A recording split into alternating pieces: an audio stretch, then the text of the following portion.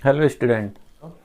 अब part B में हम फाइनेंशियल स्टेटमेंट एनालिसिस वाली बुक को सॉल्व करने वाले हैं। जो हमारे चैप्टर हैं करने के लिए वो 3 चैप्टर्स हैं जो कि हैं comparative statement, common size statement और कैश फ्लो स्टेटमेंट। ठीक है, तो आज हम थर्ड चैप्टर से स्टार्ट कर रहे हैं। ठीक है, थर्ड चैप्टर का नेम है टूल्स फॉर फाइनेंशियल एनालिसिस, यानी फाइनेंशियल एनालिसिस के कौन कौन से टूल हैं। ठीक है, तो देखिए फाइनेंशियल स्टेटमेंट एनालिसिस के ये जो टूल हैं वो हैं comparative statement, common size statement, trend analysis, accounting ratio, cash flow statement, fund flow statement and break even point analysis. But अगर हम अपने 12th सिलेबस की बात करें तो 12th सिलेबस में इसमें जो हैं वो एप्लीकेबल होंगे ये comparative statement, common size statement, accounting ratio, cash flow statement. ठीक है, जिसमें से हम अकाउंटिंग रेशियो इसे टर्म फर्स्ट में हम इसे सॉल्व कर चुके हैं, टर्म फर्स्ट में ये सॉल्व हो चुका है। ठीक है, अब जो हमारा टर्म सेकंड है उसमें हम कंपैरेटिव स्टेटमेंट को, यानी कि ये टर्म 2 का है, इसे हम सॉल्व करेंगे। और नेक्स्ट है टर्म 2 में जो कि है हमारा कॉमन साइज स्टेटमेंट। ठीक है, और एक और होगा हमारा टर्म 2 का, वो है कैश फ्लो स्टेटमेंट। ये इतना हम टर्म 2 में कंप्लीट करने वाले हैं। ठीक है, तो जो हमारा चैप्टर थर्ड है टूल्स फॉर फाइनेंशियल एनालिसिस, उसमें जो फाइनेंशियल एनालिसिस के लिए जो टूल यूज़ होते हैं वो ये 7 टूल्स हैं। बट हम अपने सिलेबस की बात करें तो हमारे सिलेबस में जो करने लायक हैं वो है first comparative statement, second common size statement और नेक्स्ट होगा हमारा कैश फ्लो स्टेटमेंट। इन्हीं को हम टर्म 2 में सॉल्व करेंगे। तो आज हम इस वीडियो में अपना चैप्टर स्टार्ट करते हैं कंपैरेटिव स्टेटमेंट। ठीक है, ये क्या होता है, इसे कैसे प्रिपेयर किया जाता है, ये आज हम सीखने वाले हैं इस वीडियो में।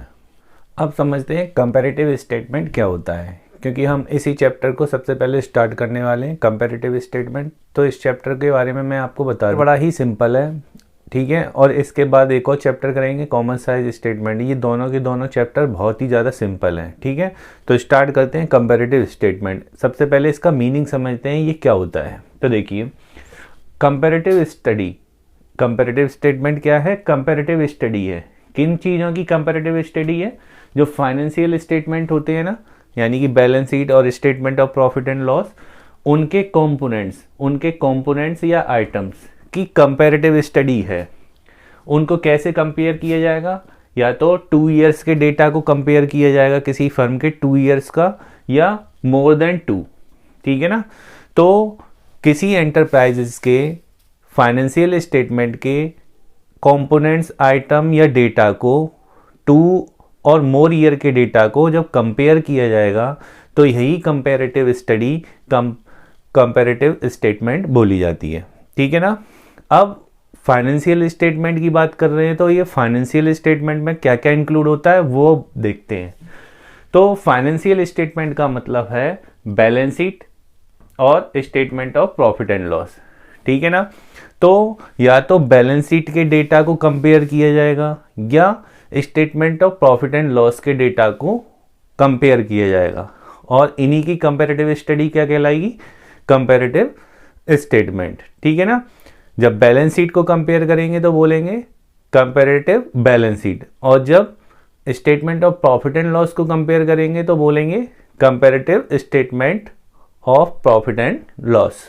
इस तरीके से हम इनके नेम रखेंगे। ठीक है, अब इसको और किस नाम से जानते हैं, तो जो कंपैरेटिव स्टेटमेंट है उसे हॉरिजॉन्टल एनालिसिस भी बोलते हैं। ठीक है ना, क्योंकि हम एक ईयर को सेकंड वाली ईयर से कंपेयर कर रहे हैं, इसलिए इसका अदर नेम भी है हॉरिजॉन्टल एनालिसिस। ठीक है, अभी और भी कुछ है इसके जानने के लिए, नेक्स्ट पॉइंट में मैं बता देता हूं वो कैसे है। जब हम किसी फर्म के 2 ईयर्स या 2 से ज़्यादा ईयर्स के डेटा को कंपेयर कर रहे होते हैं, समझिए, जब हम किसी फर्म के या एंटरप्राइजेस के 2 या मोर देन 2 ईयर्स के डेटा को कंपेयर कर रहे होते हैं तो ऐसी एनालिसिस को हम इंट्रा फर्म एनालिसिस भी बोलते हैं, ठीक है ना। यानी इसका नाम हॉरिजॉन्टल एनालिसिस भी है, बट हॉरिजॉन्टल एनालिसिस 2 टाइप्स का होता है। जब सेम फर्म के डेटा को कंपेयर किया जाएगा तो ये इंट्रा फर्म एनालिसिस बोला जाता है, ठीक है ना। तो when it is prepared for a firm for 2 और more years known as intra firm analysis, ठीक है। अब कंपेयर और भी करते हैं, कैसे कंपेयर करेंगे? इसमें कंपेयर करने के लिए जब हम एक फर्म के डेटा को दूसरे फर्म के डेटा से कंपेयर करते हैं तब इसे क्या बोलते हैं? तो इसका नाम हो जाता है इंटर फर्म एनालिसिस, ओके। तो when it is prepared with another firm, जब इसे किसी अनदर फर्म के डेटा से कंपेयर करने के लिए प्रिपेयर किया जाता है तो फिर इस एनालिसिस को बोलते हैं इंटर फर्म एनालिसिस। तो ये था इसका मीनिंग। अब हम इसे सीखेंगे इसे बनाते कैसे हैं, ठीक है। तो अब हम सीधे इसकी प्रैक्टिकल प्रॉब्लम्स पे आते हैं। तो अब हम कंपैरेटिव बैलेंस शीट को प्रिपेयर कर रहे हैं, ठीक है। तो फाइनेंशियल स्टेटमेंट में 2 चीज़ें इंक्लूड होती हैं, एक बैलेंस शीट और एक statement of profit and loss. सबसे पहले हम कंपैरेटिव बैलेंस शीट को कंप्लीट करते हैं। तो कंपैरेटिव बैलेंस शीट बनाने के लिए सबसे पहले मैं आपको इसका फॉर्मेट बता देता हूँ किस तरीके से इसे प्रिपेयर किया जाता है। तो देखिए, हेडिंग डालेंगे कंपैरेटिव बैलेंस शीट और जिस कंपनी का है उसका नेम डाल देंगे, फिर उसकी डेट डाल देंगे, ठीक है। अब तुम जो कंपैरेटिव बैलेंस शीट देख रहे हो ये सेम एज बैलेंस शीट ही है। बैलेंस शीट के पूरे पर्टिकुलर्स यहाँ आ जाएंगे, इक्विटी एंड लायबिलिटीज में जो भी कुछ डला हुआ होता है वो सब कुछ आ जाएगा, और असेट साइड में दोनों असेट्स आ जाएंगी, ठीक है। इस तरीके से सारे आइटम आ जाते हैं। और फिर उसके बाद आपने यहाँ तक की तो बैलेंस शीट पहले से ही बना रखी है जो कि टर्म फर्स्ट में थी। नोट नंबर होता है और एक प्रीवियस ईयर का कॉलम होता है, एक करंट ईयर का कॉलम होता है, ठीक है ना। इस तरीके से बनाते हैं हम, ठीक है। इसके बाद इसमें माइनर सा चेंज और आ जाएगा, क्या? 2 कॉलम्स और इंक्रीज हो जाएंगे। ये 2 कॉलम्स क्या हैं? देखिए, सबसे पहले आप नोट नंबर के बाद 4 कॉलम बनाएंगे अमाउंट के लिए, ठीक है। इन चारों कॉलम को नेम दे देते हैं A, B, C और D, ठीक है। A कॉलम का नाम होता है प्रीवियस ईयर, यानी A कॉलम में हम प्रीवियस ईयर की फिगर को डाला करेंगे, ठीक है। बी कॉलम में करंट ईयर की फिगर को डाला करेंगे, ठीक है। नेक्स्ट कॉलम है एब्सोल्यूट चेंज यानी सी कॉलम में हम क्या करेंगे? डिफरेंस निकाला करेंगे। बी में से ए माइनस कर दिया करेंगे, यानी करंट ईयर में से प्रीवियस ईयर को माइनस करके देखा करेंगे कौन सा चेंज आया, यानी डिफरेंस वाला कॉलम होता है जो 3rd नंबर का होता है, जिसे हम एब्सोल्यूट चेंज बोलते हैं। इसके बाद ये जो चेंज आया है इसको परसेंटेज में कन्वर्ट करने के लिए एक और कॉलम है। इस कॉलम को नाम हमने दे रखा है डी, और इस कॉलम का नाम है परसेंटेज चेंज। अब जो डिफरेंस आया है, यानी कि बी में से ए माइनस करके जो भी डिफरेंस आया है उसे परसेंटेज में कन्वर्ट करना होता है। कैसे कन्वर्ट करते हैं? ये फॉर्मूला यूज करते हैं, C/A × 100, यानी डिफरेंस में प्रीवियस ईयर का डिवाइड लगाते हैं और आपकी परसेंटेज आ जाती है। तो इस तरीके से हम कंपैरेटिव बैलेंस शीट को प्रिपेयर करते हैं, ठीक है। अब इससे रिलेटेड एक क्वेश्चन करेंगे और सॉल्व करके देखेंगे इसे कैसे सॉल्व किया जाता है, ठीक है।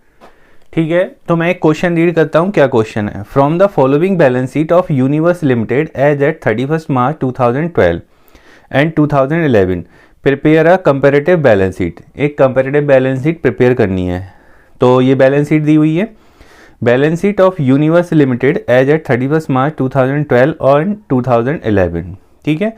ये बैलेंस शीट दी हुई है और इस क्वेश्चन में इक्विटी एंड लायबिलिटीज दी हुई हैं। इक्विटी एंड लायबिलिटीज में शेयर होल्डर फंड है, शेयर होल्डर फंड के अंडर में शेयर कैपिटल दे रखी है करंट ईयर की 20 लाख और प्रीवियस ईयर की 15 लाख। रिजर्व एंड सरप्लस दे रखा है करंट ईयर का 3 लाख और प्रीवियस ईयर का 4 लाख। लॉन्ग टर्म बोरोइंग्स जो कि नॉन करंट लायबिलिटीज के अंडर में दे रखी है, करंट ईयर की 9 लाख, प्रीवियस ईयर की 6 लाख। करंट लायबिलिटीज दे रखी है ट्रेड पेबल्स जिसमें 3 लाख करंट ईयर के, 2 लाख प्रीवियस ईयर के। करंट ईयर की लायबिलिटी साइड का टोटल है 35 लाख और प्रीवियस ईयर की लायबिलिटी साइड का टोटल है 27 लाख। अब असेट साइड में आते हैं। असेट्स कौन कौन सी दे रखी हैं? सबसे पहले नॉन करेंट असेट्स में फिक्स असेट्स, और फिक्स असेट्स के अंडर में इन्होंने टेंजिबल असेट्स दे रखी हैं, करंट ईयर की 20 लाख और प्रीवियस ईयर की 15 lakh. Intangible assets current year की 9 लाख और प्रीवियस ईयर की 6 लाख। करंट असेट्स में क्या क्या दे रखा है? इन्वेंट्रीज दे रखा है, करंट ईयर का 3 लाख, प्रीवियस ईयर का 4 lakh. Cash and cash equivalents, current year का 3 लाख एंड प्रीवियस ईयर का 2 लाख। और बैलेंस शीट में असेट साइड का करंट ईयर का टोटल है 35 लाख और प्रीवियस ईयर का टोटल है असेट साइड का 27 लाख। इसी बैलेंस शीट को हमें क्या करना है? कंपैरेटिव बैलेंस शीट बनाना है। तो इस क्वेश्चन में तुम देखोगे तो पहले करंट ईयर दे रखी है और फिर प्रीवियस ईयर दे रखी है। ये बैलेंस शीट इसी तरीके से प्रिपेयर की जाती है। जब आपने टर्म फर्स्ट में बैलेंस शीट का फॉर्मेट लर्न किया होगा तो उस फॉर्मेट में पहले करंट ईयर का कॉलम होता था और फिर प्रीवियस ईयर का। बट जब हम कंपैरेटिव स्टेटमेंट बनाएंगे तो प्रीवियस ईयर के टोटल को पहले रखेंगे और करंट ईयर के टोटल को बाद में रखेंगे। ठीक है, इसी तरीके से हमें each and every item balance sheet में रखना होगा। ठीक है, तो देखते हैं इसे कैसे सॉल्व करते हैं। तो इस क्वेश्चन को करने के लिए हम क्या करेंगे? सबसे पहले जो क्वेश्चन दिया था उसे अपने कंपैरेटिव बैलेंस शीट के फॉर्मेट पे प्रिपेयर कर लेंगे। ठीक है ना, प्रीवियस ईयर को पहले और करंट ईयर को बाद में। तो देखो हमने इसको प्रिपेयर कर लिया है। Comparative balance sheet of Universe Limited दे रखा था और जो हमें डेटा दे रखा है 2012 और 2011 का दे रखा है। तो हम क्या करेंगे?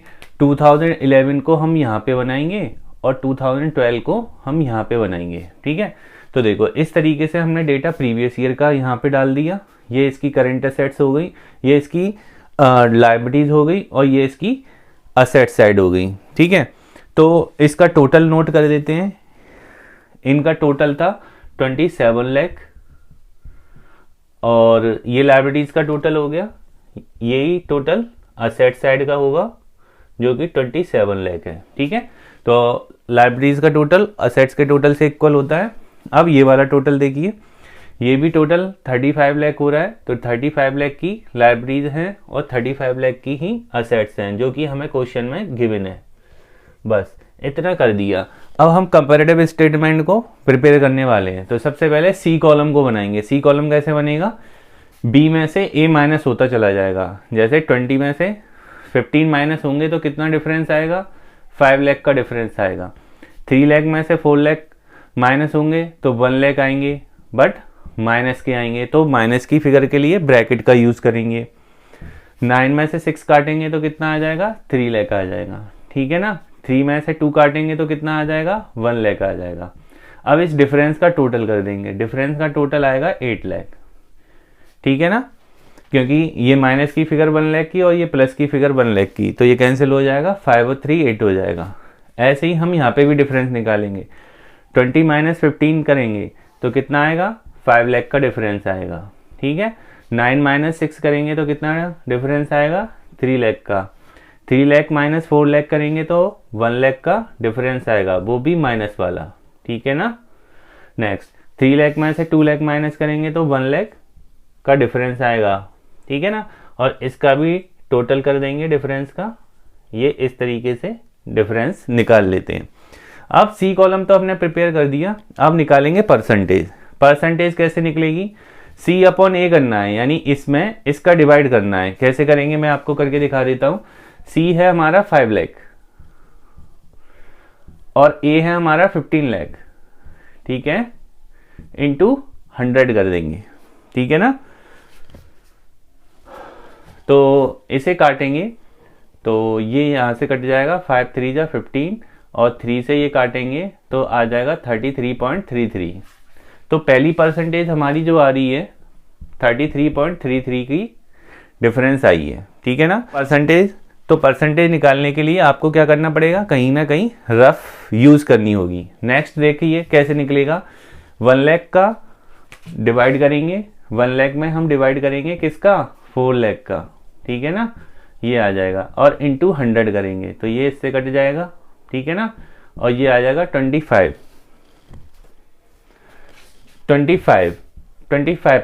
और बट ये याद रखेंगे ये माइनस में है तो परसेंटेज भी माइनस में आएगी। ठीक है, नेक्स्ट क्या करेंगे? 3 लाख है। सी हमारा कितना है? 3 लाख और ए कितना है 6 लाख, ठीक है ना, और इंटू 100, 3 2 जा 6 और ये आ जाएगा 50। तो यहाँ पे कितनी परसेंटेज आ रही है 50% आई है, ठीक है, ये तो प्लस की है। नेक्स्ट परसेंटेज निकालेंगे 1 लाख अपॉन 2 लाख करेंगे और इंटू 100 करेंगे तो ये भी 50% ही आएगा, ठीक है ना। इस तरीके से आप टोटल की भी परसेंटेज निकाल सकते हैं। देखिए टोटल की परसेंटेज के लिए टोटल कितना है 8 लाख करेंगे और टोटल ए कॉलम का कितना है 27 लाख इंटू 100, ये इससे डिवाइड करेंगे तो ये कटेगा 29.6 के समथिंग। तो यहाँ पे टोटल का भी परसेंटेज हमने निकाल लिया, ठीक है। तो इस तरीके से परसेंटेज निकालते चले जाते हैं। अभी यहाँ पे भी परसेंटेज निकालना है 5 लाख अपॉन 15 लाख, यहाँ पे 5 लाख अपॉन 15 लाख था तो सेम परसेंटेज आ जाएगी 33.33। 3 लाख अपॉन 6 लाख, 3 लाख अपॉन 6 लाख ये आ जाएगी 50%। इसी तरीके से टोटल करके 1 लाख अपॉन 4, 1 लाख सी है और ए कितना है 4 लाख, तो 1 लाख अपॉन 4 लाख इंटू 100 करेंगे तो आएगा 25%। अब 1 लाख अपॉन 2 लाख करेंगे तो कितना आएगा 50%, ठीक है। अब ये माइनस का है तो इसकी परसेंटेज भी माइनस में रहेगी, ठीक है। अब ऐसे ही टोटल का करेंगे 8 लाख अपॉन 27 लाख, यहाँ पे 8 लाख अपॉन 27 लाख कितना था 29.63, तो यहाँ पे भी आएगा 29.63। तो देखा आपने कंपैरेटिव स्टेटमेंट प्रिपेयर करना बहुत ही ज़्यादा इजी है। हमें क्या करना होता है, जो भी क्वेश्चन दिया हुआ होता है उसको सबसे पहले कंपैरेटिव फॉर्मेट में उतार लेंगे, यानी उसकी प्रीवियस ईयर की फिगर को बुक कर लेंगे और करंट ईयर की फिगर को बुक कर लेंगे, फिर डिफरेंस निकालेंगे और डिफरेंस को परसेंटेज में कन्वर्ट कर लेंगे, ठीक है। अब हम comparative statement of profit and loss और सीखते हैं इसे कैसे बनाते हैं। कंपैरेटिव बैलेंस शीट के बाद अब हम सीखते हैं comparative statement of profit and loss. इसका भी स्टेटमेंट सेम है बट आपको statement of profit and loss का फॉर्मेट याद होना चाहिए। जैसे कि बैलेंस शीट का फॉर्मेट लर्न है, ऐसे ही प्रॉफिट एंड लॉस का भी एक फॉर्मेट होता है, बाद बाकी का फॉर्मेट सेम है, ठीक है। तो देखो सबसे पहले मैं आपको ये दिखा देता हूँ, ये मैंने statement of profit and loss बना लिया है और इसमें सबसे पहले रेवेन्यू फ्रॉम ऑपरेशन डलती है जो कि सेल होती है और फिर उसके बाद अदर इनकम, फिर इनका टोटल कर दिया जाता है, इसे बोलते हैं टोटल रेवेन्यू, ठीक है। इसके बाद एक्सपेंसेस का नंबर आ जाता है, कई सारे एक्सपेंसेस हैं, cost of material consumed, purchase of stock in trade, change in inventory, employ profit, benefit expenses, finance cost, depreciation and amortisation, ये तो हम पहले ही सीख चुके हैं। इसके बाद इसका टोटल कर लेते हैं, फिर इस टोटल एक्सपेंसेस को टोटल रेवेन्यू में से डिडक्ट करके इनकम पता कर लेते हैं, प्रॉफिट पता कर लेते हैं। ये प्रॉफिट बिफोर टैक्स वाला बोला जाता है, फिर इसमें से टैक्स माइनस कर देंगे, प्रॉफिट आफ्टर टैक्स है। तो ये तो पुरानी चीज़ थी, जो नया है वो ये है, वही previous year, current year, absolute change और percentage change, same profit same format है जो कि बैलेंस शीट का था, ठीक है। अब एक क्वेश्चन करेंगे, उसके थ्रू समझेंगे इसकी परसेंटेज को कैसे बनाते हैं, सेम एज वही पैटर्न रहना है, ठीक है। तो देखिए एक क्वेश्चन रीड करता हूँ। क्वेश्चन क्या है, from the following statement of profit and loss of Saki Limited for the year ended 31 March 2018 prepare comparative statement of profit and loss, ठीक है। 2 ईयर्स का डेटा दे रखा है, रेवेन्यू फ्रॉम ऑपरेशन दे रखी है प्रीवियस ईयर की 20 लाख और करंट ईयर की दे रखी है 25 लाख। एक्सपेंसेस में employ benefit expenses previous year का 7 लाख और करंट ईयर का 10 लाख। अदर एक्सपेंसेस दे रखे हैं प्रीवियस ईयर के 3 लाख, करंट ईयर के 2 लाख। रेट ऑफ टैक्स दे रखा है 40%। इससे हमें comparative statement of profit and loss prepare करना है। तो देखिए कैसे करेंगे। तो देखिए अब हम comparative statement of profit and loss को सॉल्व करते हैं। ये हमने पूरा statement of profit and loss बना लिया है, ये प्रीवियस ईयर की फिगर है और ये करंट ईयर की है। अब हमें कंपेरेटिव करना होगा। इसका कंपेयर करने के लिए सबसे पहले मैं क्या करूँगा, बी माइनस ए करूँगा। बी माइनस ए करूँगा तो कितना आएगा 5 लाख, ठीक है ना, और यही 5 लाख टोटल भी बन जाएगा, ठीक है। अब इस पे देखिए 10 माइनस 7 करूँगा तो कितना आएगा 3 लाख आएगा और 2 माइनस 3 करूँगा तो 1 लाख आएगा, ठीक है ना, बट माइनस का आएगा। और इसका टोटल कितना हो जाएगा 2 लाख। ठीक है, अब देखिए 13 माइनस 10 करूँगा तो कितना आएगा 3 लाख आएगा। ठीक है ना, और 5,20,000 माइनस 4 लाख करूँगा तो कितना आ जाएगा 1,20,000। ठीक है, अब 780 करूँगा, 780 में से 6 लाख माइनस करूँगा तो कितना आ जाएगा 1,80,000। तो इस तरीके से हमने सी फाइंड आउट कर ली, यानी कि डिफरेंस फाइंड आउट कर लिया। अब इसे परसेंटेज में और कन्वर्ट करना है, तो परसेंटेज में कन्वर्ट करने का वही होगा C upon A into 100। C कितना है 5 लाख। ठीक है, तो ये 5 लाख हो जाएगा अपॉन A कितना है 20। ठीक है, इंटू 100 करेंगे तो ठीक है, ये 0 इससे कट जाएंगे, ये इससे कटेगा और ये आ जाएगा 25। तो इसकी परसेंटेज निकल के आई है 25 और ये परसेंटेज सेम रहेगी, क्योंकि 5 लाख अपॉन 20 लाख करेंगे तो 25 ही आएगा। नेक्स्ट आते हैं इस वाली परसेंटेज पे। C कितना है 3 लाख। ठीक है, 3 लाख। ठीक है, और 3 लाख अपॉन 7 लाख इंटू 100 करेंगे तो ये इससे कट जाएगा और ये आएगा 42.6। तो यहाँ पे 42.6 हो जाएगा। ठीक है, अब 1 लाख अपॉन 3 लाख करेंगे तो 1 लाख अपॉन 3 लाख करेंगे तो आएगा 33.3, बट ये माइनस का आएगा। ठीक है, फिर 2 लाख अपॉन 10 लाख करेंगे तो कितना आ जाएगा 2 लाख अपॉन 10 करेंगे तो आएगा 20। ठीक है, इस तरीके से ये आ जाएगा।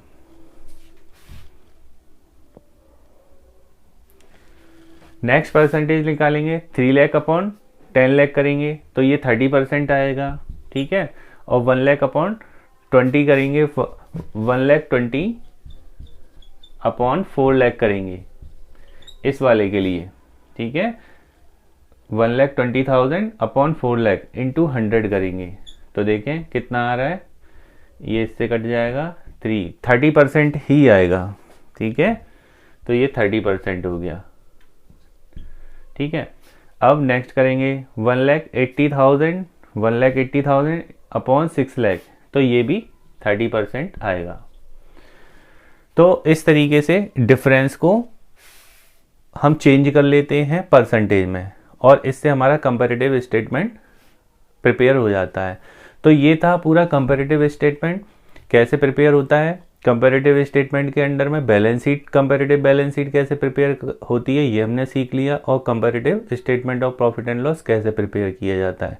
ठीक है, अब इसके बाद नेक्स्ट चैप्टर हम करेंगे कॉमन साइज स्टेटमेंट, जो कि हमारा नेक्स्ट वीडियो में होगा। ओके, अब इससे रिलेटेड आप अपनी बुक में जितने भी क्वेश्चन हैं कंपैरेटिव बैलेंस शीट के और comparative statement of profit and loss के, इन्हें सॉल्व करके देख लें और इनकी अच्छे से प्रैक्टिस कर लें। Okay, thank you.